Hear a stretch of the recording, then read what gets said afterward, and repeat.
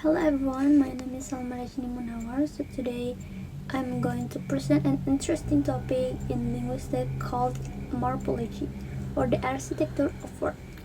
Apa sih morphology itu? Secara sederhananya, morfologi ini adalah cabang ilmu linguistik yang mempelajari struktur internal kata dan aturan pembentukannya. Istilahnya itu berasal dari kata Yunani yang berasal dari kata morph yang berarti bentuk dan logos yang berarti ilmu or science. Morphology ini mempunyai unit terkecil yang disebut morpheme. So, a morpheme is the smallest linguistic unit that carries meaning of grammatical function and it cannot be further divided without losing its meaning. So, untuk contohnya tuh kata talk consists of two morphemes, talk and add.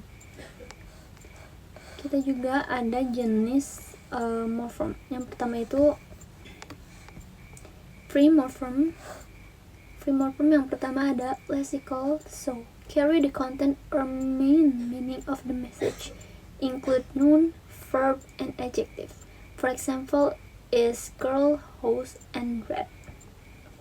The next is functional, serve as a grammatical glue to connect the ideas, include preposition and conjunction. Example is and, but, the, and in. Next is bone morpheme or affixes. This morpheme cannot stand alone and must be attached to a root or stem.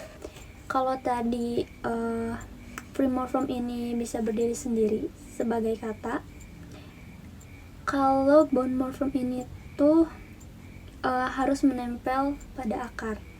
Contohnya tuh ada dua, prefix dan suffix. Kalau prefix ini attached to the beginning, contohnya tuh di kata unhappy, prefixnya tuh on, dan di kata replay. Nah, kalau suffixes attached to the end, contohnya in dalam kata reading dan li dalam kata quickly. Next is derivational versus inflectional. The feature first is core function. In derivational creates new word or categories, but inflectional adjusts grammatical function. Next is category change. In derivational often change verb to noun, and inflectional never change a category.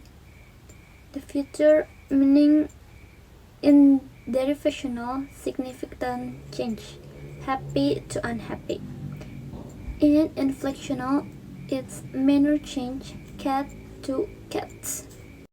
So, sekarang itu ada word formation process. Yang pertama itu compounding. Compounding ini gabungan dua kata. Contohnya kayak notebook, jadi notebook. Gabungan dari kata note dan book, jadi notebook.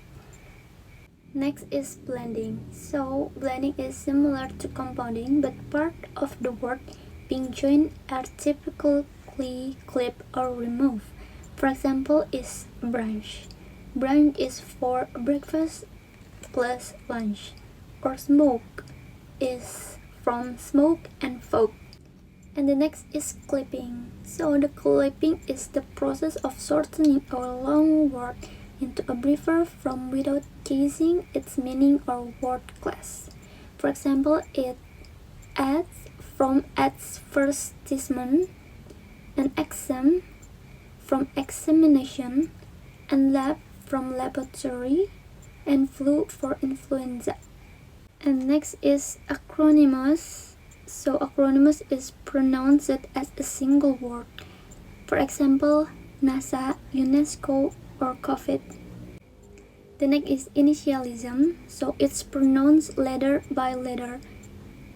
For example, is FBI, UN. So kalau acronymous itu dibaca menjadi satu kata, kalau initialism tuh dibacanya per huruf. The next is conversion.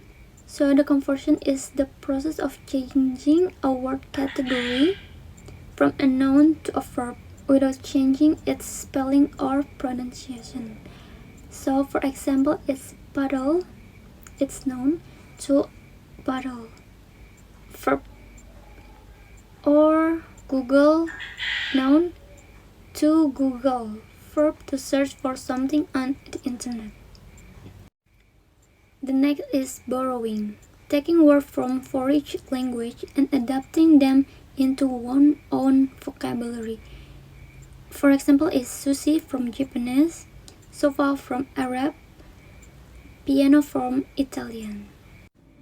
So the next is coinage, the process of inventing completely new word, often the originating from brand names or very popular product. For example, is Xerox, Aspirin, or Kleenex. And next is derivation, the most common process, which involving adding affixes, prefix or suffix to a root word to change its meaning or its word category. For example, is happy plus so it's unhappy, its meaning change. Or teach plus to teacher, category change from verb to noun. Nah, untuk kali ini mari kita bedah kata disagreement. Jadi, kata ini tuh memiliki 4 morfem. Dis menjadi awalan, agree menjadi akar kata, ment akhir derivasional, dan s menjadi akhir jamak or inflectional suffix. So, kenapa sih morfologi itu penting? Karena yang pertama membantu kita memahami cara kerja bahasa dan pembentukan kosakata baru. Kedua, mempermudah kita menebak makna kata yang sulit dengan melihat morfemnya. Yang terakhir, menunjukkan betapa kreatifnya manusia dalam mengembangkan bahasa seiring perkembangannya zaman. So, in conclusion, morphology help us understand how language works. Thank you guys.